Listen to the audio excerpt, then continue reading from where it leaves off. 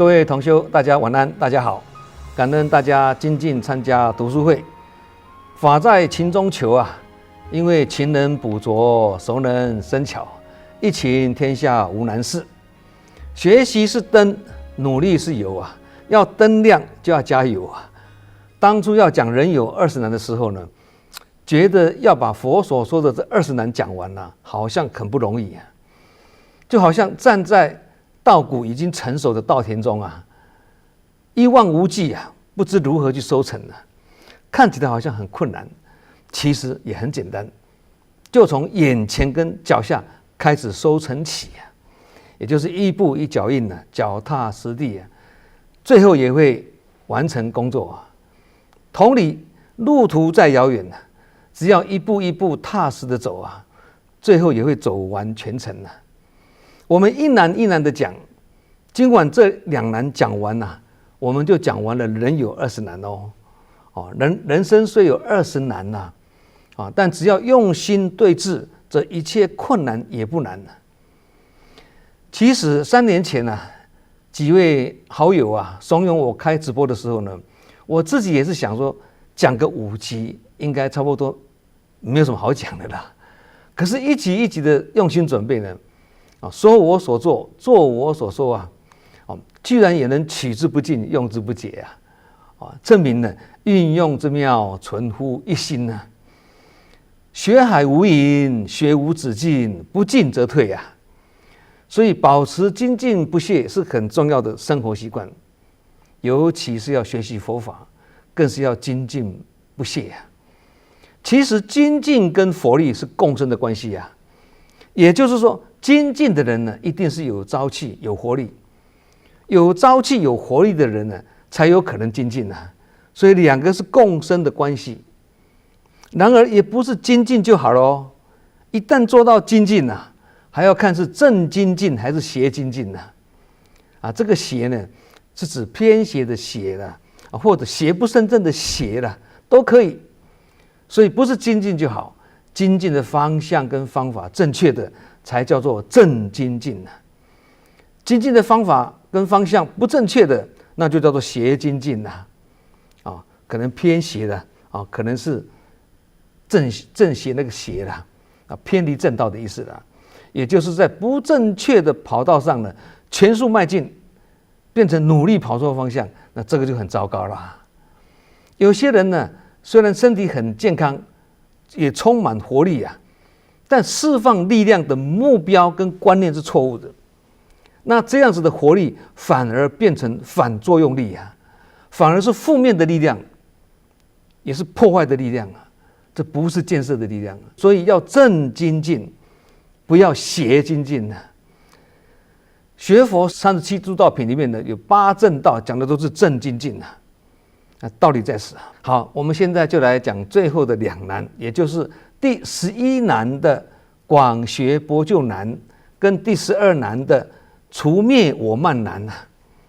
这2难呢，尤其是前面这一难呢，广学博救难呢，稍微深一点的，所以我们放在最后来讲啊。虽然难一点呢，但我们还是化难为易啊，化繁为简呐，用简单的话呢来讲深邃的道理啊。所以大家还是能一听就懂了，不但清楚，而且呢也学会对治之道。这样我们人生还有什么难呢？还有什么事情难以解决的呢？人生还有什么比这20难更难的呢？最难的难关都能过了，还有什么难关过不了的？佛陀认为最难的事情，我们如果都能够用心去体会，并且把化解的功夫学起来啊，这样对人生各种大大小小的困难就游刃有余了啦。这个呢，我们对自己要有信心。信为道源，功德母啊！学佛这个信心很重要。好，我们先来解释什么叫做广学博救难呢？广学就是博学多闻的意思啦。那博救呢，就是深入钻研的意思。那一般人在学习上呢，常常会落入几种毛病呢？第一是懈怠学习啊，第二广学而不专精。第三是专精而不广学。那最好的情况是什么？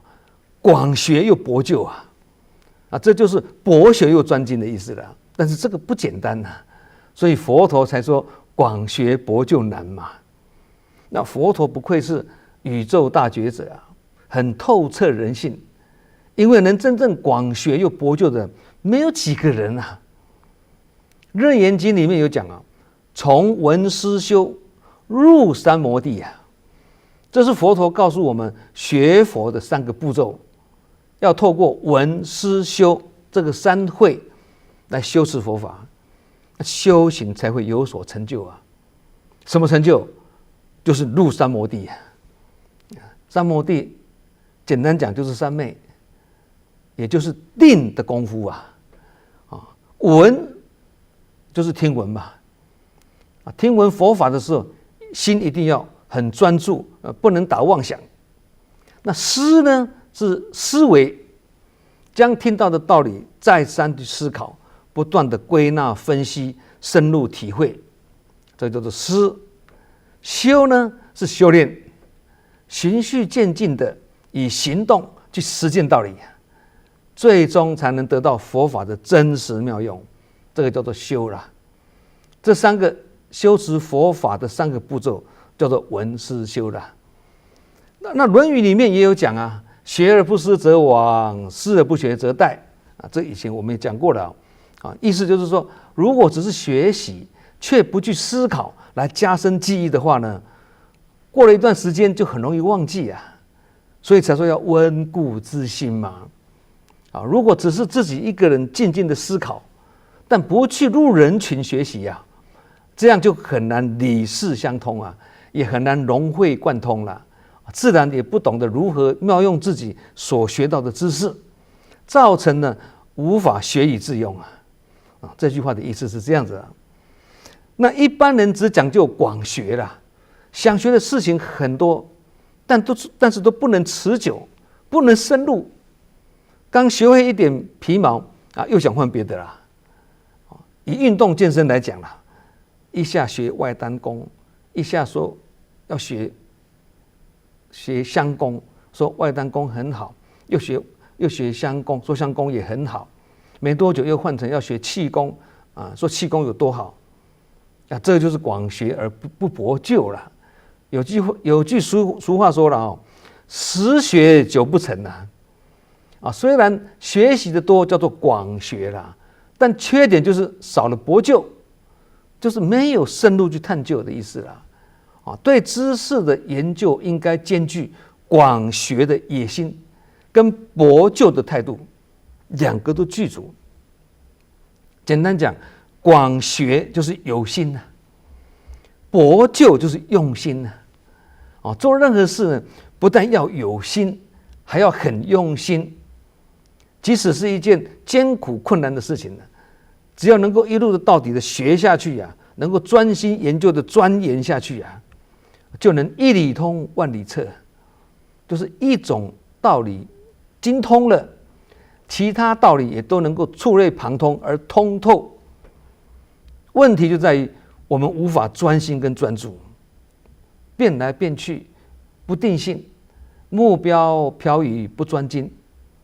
那目标漂移就是不能专注嘛，那不能专注就没有力量啊，这样一理都不能通了啊，更不要去谈万理彻嘛。其实这个也是学佛无法进步的主要原因呢。所以为什么证严上人在开示的时候最后都会讲多用心嘛很重要。多用心就是博究，深入专精的意思啦。那对一个学道者或求道者来说呢，要能够一门深入去专心的学习啊，这个是很困难的事情，因为不定性也是人性的弱点这个要靠自己去修禅定心离静就是禅，心不乱就是定，加起来就是禅定。有一些人呢，哪里有法师讲经，他就去听经；哪里有法会，他也去参加法会；哪里有志工活动，他也去参加志工。四处徘徊不专精脚踏双船乱纷纷所以即使是学佛者要能够专修一门啊，并一门深入啊，要这样专心专注去深入学习，也是很难呐。所以佛陀才告诉我们，广学博就难呐。其实我们日常的生活原本应该可以过得很清安的、很逍遥而无烦恼的，可是为什么人人都有层层的烦恼呢？因为一看到人家的脸色，自己就会很容易升起烦恼；一听到人家的口气，也是很容易升起烦恼。人家根本无意让我们烦恼，是我们自己的心随境转而自寻烦恼，偏偏要把它记挂于心呢，才会产生种种烦恼了。这个人呢，他怎么想呢？每次遇到障碍，他就认为说，这个人就是故意的冲着我来的啦，他就是故意要为难我啦，这个就是对号入座嘛。如果是这样子的话呢，那里面这个我啊，冲着我要为难我这个我的生活就很痛苦了。所以，如果你要广学，也没什么不好啦，至少好过不学嘛。但要提醒自己啊，广学不是只在学知识而已啊，而是要学化烦恼为智慧，化有心为用心，更上一层楼的意思了。这才是广学的重点啊。想要多学习是很好，但这只是有心嘛，有心并不代表是用心哦。所以广学的有心，再加上博就的用心，这样有心再加上用心，就是广学博就。这个不简单，很难。战国时代有一位自认为通今博古的人他认为过去的书籍人物历史地理他都懂可以出口成章，甚至对于当前社会的种种问题呢，他也自以为是完全能够了解。有一天呢，他心就在想社会上的人呢，都很称赞这个庄子却没有人知道有个才华过人的他。因此呢，他有点不服气想去和庄子辩论一番他抬头挺胸非常贡高我慢的，怀着自以为博学多闻的心态呢，到庄子的住处去他一看见庄子，就把自己所学所知道的讲得滔滔不绝就好像水泻千里一般高谈阔论那庄子呢不发一言只是微笑的听着他讲等到他把想说的话都讲完了之后呢，庄子就很以温和而郑重的这个态度跟口气回答他的问题反驳他不周到的言论那这位自以为通今博古的人呢，听了之后非常的吃惊原来他以为天下只有他最了不起最了解一切事理那时候他才知道说，原来自己所知道的只不过是浮面跟肤浅的道理而已真正有深度见解的是沉默又稳重的庄子因为他听了庄子那精简而维系的分析之后呢，他心中那种高傲之气完全被折服了，也才知道普天之下原来是人外有人，天外有天不能坐井观天后来呢，他去找一位同修的朋友告诉他这位朋友这件事情他说我原本以为自己的学问很渊博，懂得很高深的道理，现在我才知道庄子的学问才真的是学如深渊那他的朋友就笑他说，你竟敢以自己的学问呢思想跟庄子去辩论，庄子可是一只脚踏在青天一只脚踏在黄泉是通天文测地理的人庄子学问的高深是深不可测你的所见所学就像是以管窥天一样还没有看不到全貌啦。那听了这个故事之后，我们也来想想自己平日就学了多少呢？自以为通今博古的人到底又通了多少呢？那位傲慢的人确实也是学了不少，很广学，但为什么不如庄子呢？因为庄子不只是广学，而且还博就，并将所学日用于日常生活之中是一个恬安淡泊、精神愉悦、逍遥自在的人呐。那庄子的思想呢，可以上承老子旁通儒家，进而映照西方智慧，启迪现代的人生那阅读《庄子》这本书是很不容易的事情不容易了解的。里面的文章呢，有如天马行空字句完全不受框限所以庄子的思想跟意境是直逼人类智力的极限有人是这样子认为可见庄子的功夫是多深从庄子这个逍遥游的文章里面可以看得出来，庄子的生活是那么的云淡风轻、逍遥自在不是普通人那刚刚这个故事里面呢，两个人之间的差异在哪里呢？就在于一个是博学那个高傲那个人就是博学嘛。那一个是什么？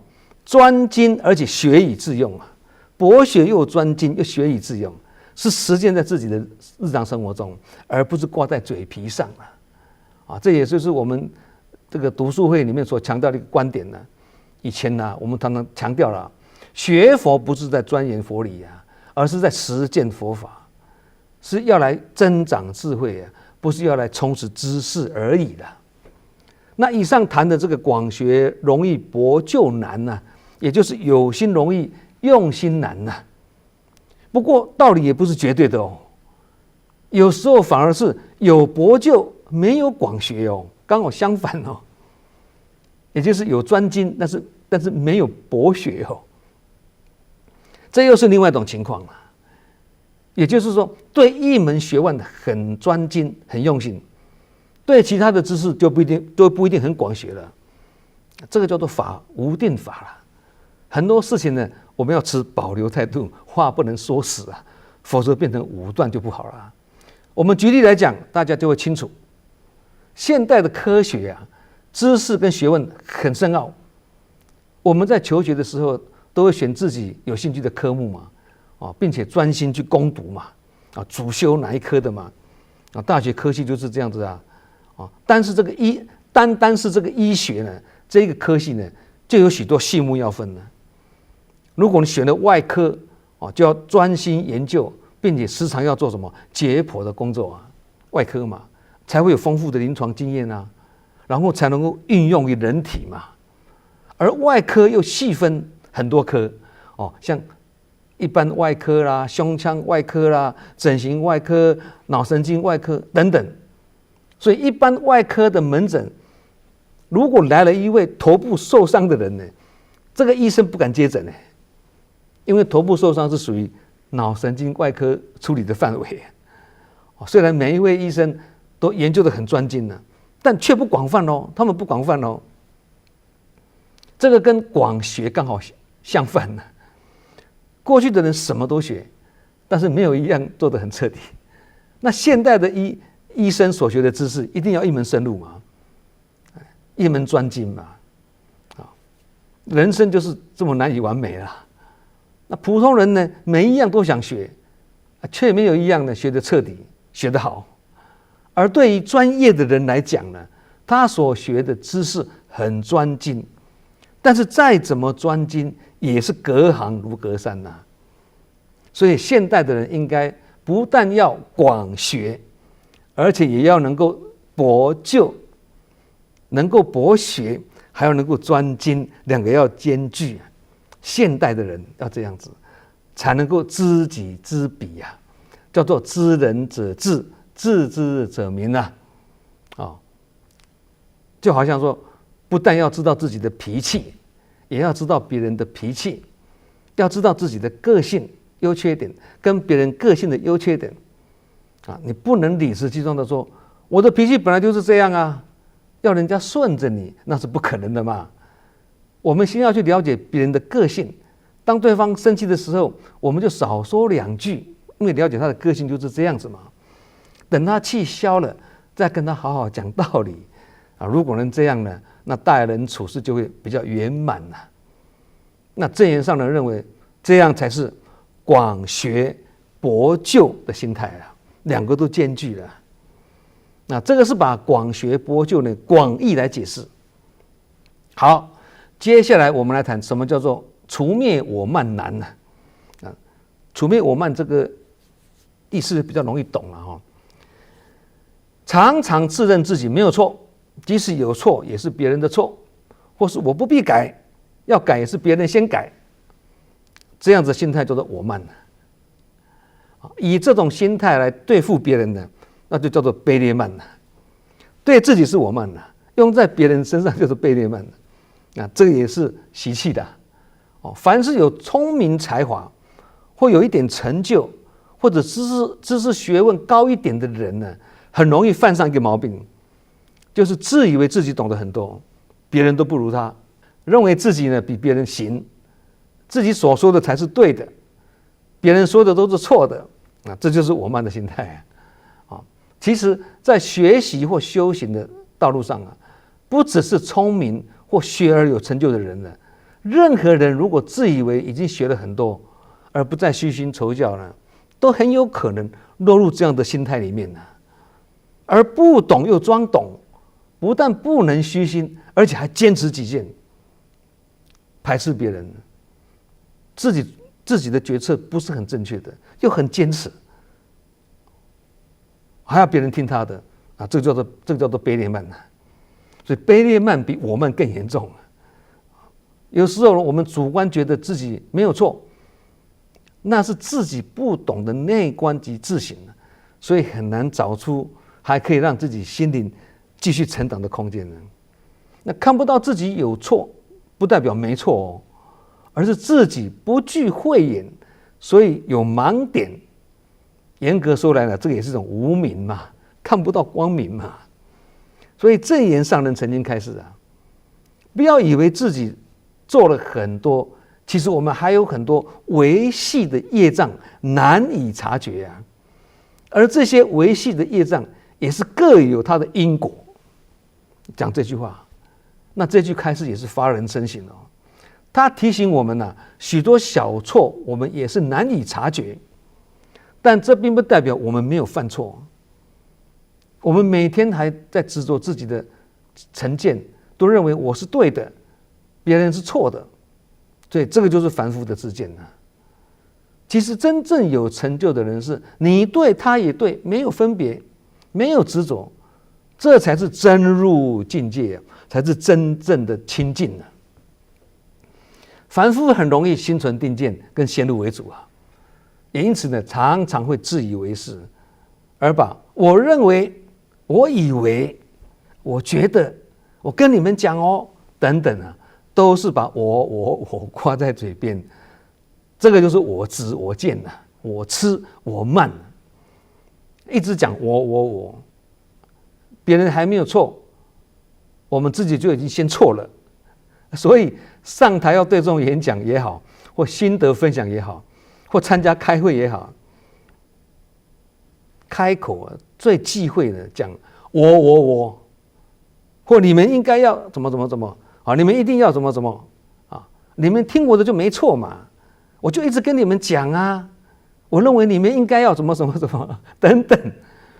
我们如果这样讲话的话，我们就先错了啦，因为充满我执跟我见，这个很令人警惕那还有一种情况是什么？讲话时不自觉的一直讲我们、你们、我们。我们这次来你们这里参访，很感恩你们热情接待我们，我们深深的被你们感动，看到你们做的比我们精进，我们实在很惭愧，希望你们也能跟我们分享你们的经验不是我就是你们这种说话口气其实就已经不知不觉当中了透露你心中不只是有分别心还有我慢心所以我们讲话的时候这个也都很注意所以佛陀时代为什么佛弟子们都要出去化缘，去圆门托钵呢？这个就是要磨弟子们的我慢心佛陀时代舍利弗很有智慧但很我慢。迦旃延呢很有善念但却很傲慢那其他佛弟子更不要讲了，10大弟子都这样子的，其他弟子更不要讲。所以要借化缘来学习去我执灭我相，出去入人群化缘，会不会碰到被羞辱呢？当然会啊。有一些在家的民众，他不是把饭菜放在那个钵里面的，是把沙放在那个钵里面的。那这位出家人会不会心里很不是滋味啊？你不供养就算了，还把沙放在我的碗里面，那这位出家人会不会面有难色？可不可以面有难色或生气动怒呢？当然不可以啊，你是出家人啊。可是这股气要怎么消呢？对不对？那佛陀就用这样子的方式来教化弟子啊。那正言上人或一些高僧法师啊，也是一样用这个方法来教导他的弟子啊。先出去入人群，碰到被恶劣对待或羞辱，再回来调心。那佛陀怎么调弟子的心呢？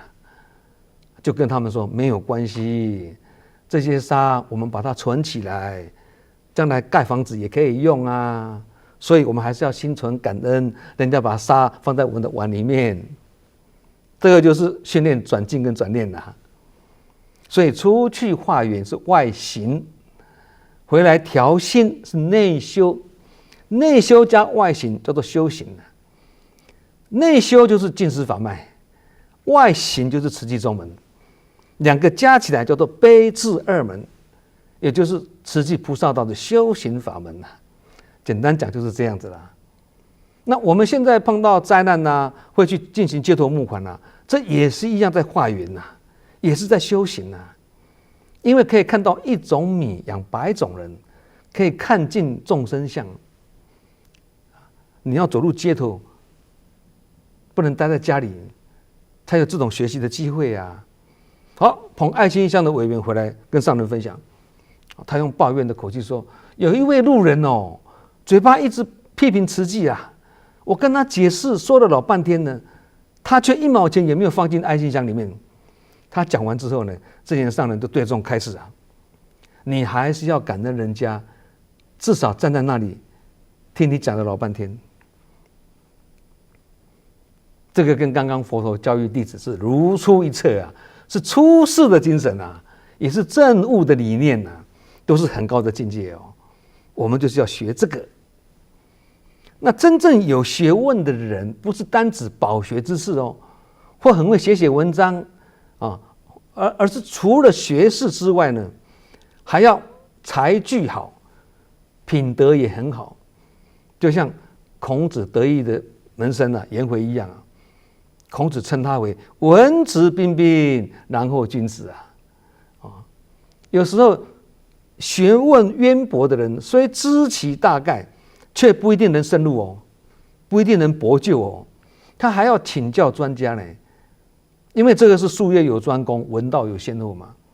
不要以为自己很厉害，半桶的水才会响叮当啊。饱满的稻穗是总是弯着腰的啦。这叫做真人不露相啊，露相的非真人啊。那还有一种情况是什么？对自己不满意或不能接受自己的人呢，情况恶化时，有可能会采取一种高高在上的心态来壮大自己。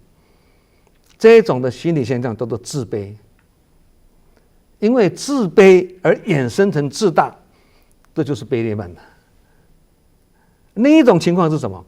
自己没有真本事，还看不起别人，这个是骄，也是一种卑劣慢的。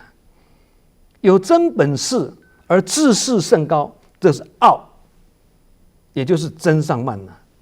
那骄跟傲两个都是我慢，都是修行的障碍。有一次在培训营队的这个问与答的环节里面呢，有一位志工就提问了，他问了，有一些资深的志工我慢心很强啊，常常给人高高在上的感觉，请问如何呢才能让新进的志工没有这样子的感觉啦？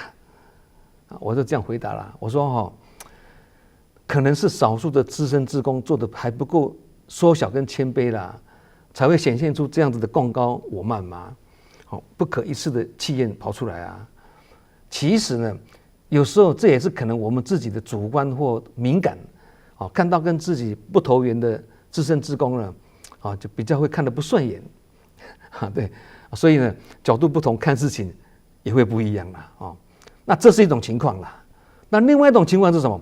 资深志工也好啦，资深委员也好啦，能力跟经验都会比较丰富嘛。但是不能资历较深就觉得自己是高高在上哦。菩萨道是讲圆行跑道啊，是瞻之在前，呼焉在后啊。谁在前谁在后很难讲哦，看不出来的哦。既然资深，就应该懂得谦卑为怀，行事低调。那这样子身教才符合资深的条件啊，不是投入的时间比较久啊，叫做资深啊。也不是聪明、经验、能力很资深就好了，还要涵养跟修为也很资深，这样才是真正的资深啊。让人感觉高高在上的人，就会有高处不胜寒的疏离感，这样会让别人不敢亲近你啦。即使亲近，也会让人无法起欢喜心。其实心中没有法的人呢，才会令自己的心态呢高高在上。这样会拒人于千里之外，也很容易让自己呢执着在空有的假名相，而成为孤家寡人呐。那个头衔看起来好像很大啊，其实那个是假名相而已啦。名相也是一种有为法嘛，有生有灭的。其实高高在上的心态不全然跟这个头衔或职位有关，也不一定哦，而是跟个人的涵养息息相关的。有些人是富而好礼啊，富而不骄啊，也是有啊。有些人虽然位高权重，但却平易近人，乐于助人，也是有啊。有些人则是富而无贵，很会运用自己的权势去压迫别人。那有些人呢，即便是人穷志短，却还是贡高我慢哦，狂妄自大哦。有些人呢，一旦有了头衔或权位，就想掌控一切，就要别人都听他的。这些都是人群中的众生相了，也是凡夫的习气啦。既然在人群中修行，就免不了会面对这些的境界嘛。当我们看见别人的习气或缺点的时候，就要反观自照啊，检视自己是否有如此的缺点呢？那看到少数的委员或干部身居要职啊，而身着名相或执着我相啊，那我们就要懂得自我警惕哦。将来我受赠当委员的时候，我就不要跟他一样啦。这也是自我警惕的。那别人有没有高高在上，我们不必太有感觉，但自己有没有高高在上呢？这个就要有强烈的自我警惕。楞严经里面有讲啊，十方一切如来，摄目我慢，明饮吃水啊。菩萨见慢，如必具逆啊。这个经文很深啊，直接用白话文来解释比较听得懂了。意思是说，发觉到自己恭敬心不足，就要想办法来对治。没有恭敬心，是因为我慢心太重。想要降服我慢心，就不能凡事只考虑自己，要设身处地去替别人着想，甚至把自己摆在最后面。久而久之呢，就不会再以自我为出发点，自然就能够放下我执啊。一旦折服了这个我慢心呢，自然就会产生恭敬心。经文我们看不懂了，白话文解释一听就懂了。那对他人怀着恭敬心，对三宝更要起恭敬心啊。有了恭敬心，才能消除业障，增长福慧跟智慧。而佛法更是在恭敬中求啦。我们有学佛的，大家都知道这个道理嘛，对。当我们对别人产生恭敬心，施予这种作用力，那别人相对的也会回馈反作用力，对我们恭敬。这就是儒家所说的爱人者人恒爱之，敬人者人恒敬之啊，这个道理啊。那孔子也说，宴平中善与人交，久而敬之啊。讲这句话文言文也是很深啊，我们直接用白话文解释啊。宴平仲是一个人啊，是春秋时代呢齐国的这个贤大夫。那这句话的意思是说，晏平仲他很友善的跟别人交往，那交往的时间越久呢，的晏平仲对人更加的敬重，跟你相处越久，对你越敬重啊。也因为这样呢，别人也相对的对晏平仲呢更尊敬。这个告诉我们一个很重要的道理，恭敬也有它的因果关系哦。同理呢，傲慢也是离不开因果关系哦。你对别人傲慢，别人也是会对你傲慢。万事万物都有因果啦。恭敬别人是种善因呐，得到别人的恭敬就得到善果嘛。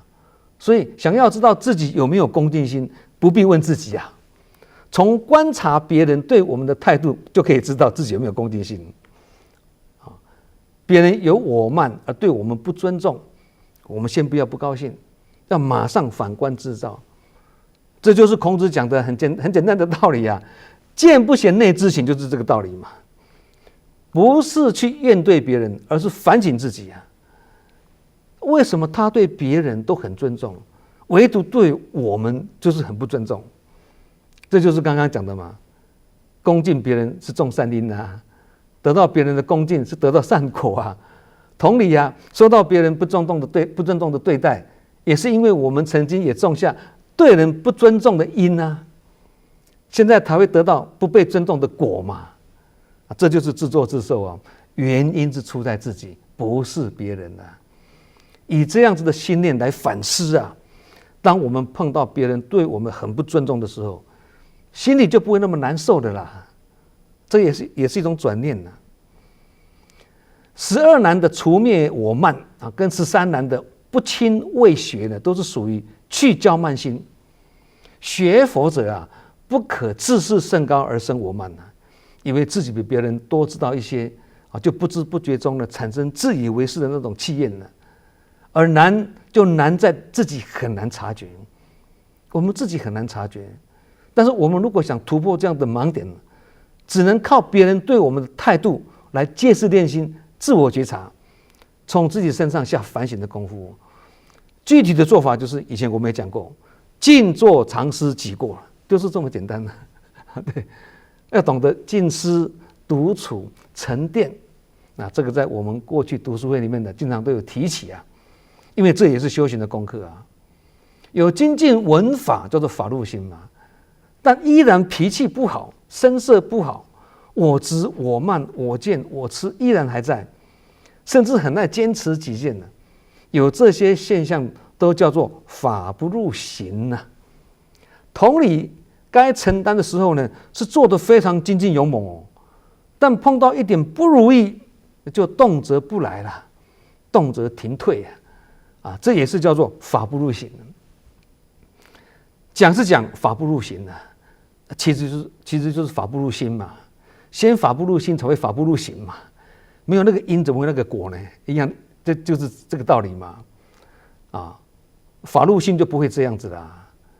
有些人只是因为现世的安乐而修学佛法，所以现在末法时代呢，很多人特别喜欢讲感应。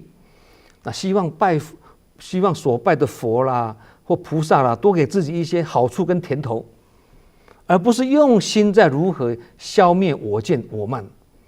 因此呢，在末法时代中啊，虽然例行的法会很多啦，我们看看外面很多法会嘛，其实有些是有会而无法。这也就是说，末法时期呢，有一些人学佛呢，是把三宝啊当成维持安乐的工具哦。而不是真心的想来修行解脱啊。所以2500年后的今天呢，为什么很多人呢越修呢越琢磨呢？主要是因为不正信的人，他们最初的出发心就已经跟魔相应了啊。这种以欲望贪婪之心而来修行呢，则欲之所在，便是魔之所存啊。